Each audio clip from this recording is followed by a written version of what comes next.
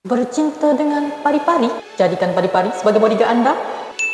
Sugar Apple Fairy Tale. Ini adalah light novel seterusnya daripada kami. Import daripada Yen Press. So, ini cerita romance dan fantasy. Dan dia berlaku di dunia yang mana pari-pari ni diperhambakan oleh manusia. Dia dah tak nampak special lagi dah. Tak nampak macam magical seperti mana yang korang selalu tengok tu. Dan ini adalah main karakter dia. Nama dia Anne Harford. Anne Harford ni dia nak jadi seorang pembuat arca gula yang terkenal macam mak dia. Dan mak dia sebenarnya baru meninggal. Jadi dia nak pursue bidang tu dengan menyertai satu pertandingan yang jauh daripada kampung halaman ni. So in order untuk pergi ke pertandingan tu, dia terpaksalah beli satu pari-pari ni untuk melindunginya. So pari-pari tu adalah this guy.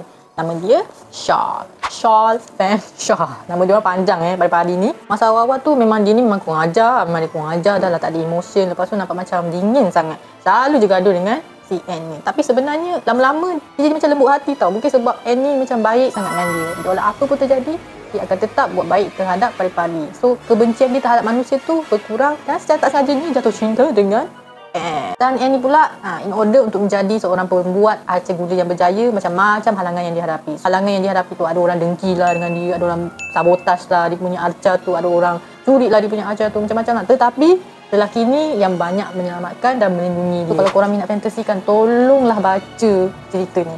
Serius guys, best gila, bagi Wira lah. Dia bukan cerita sedih, dia macam lebih kepada cerita yang memberikan roller coaster of emotion, dan ada mesej-mesej keamanan di sebaliknya. Kalau kita nakkan sesuatu, kita kena dapatkan, tapi dengan cara yang betul. Macam mana diorang nak jernihkan balik keadaan yang kedua di antara kaum manusia dan kaum pari-pari.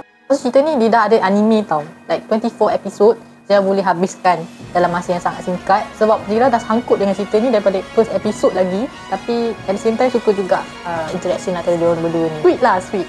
So tolonglah baca Sugar Apple Fairy Tale. Okay?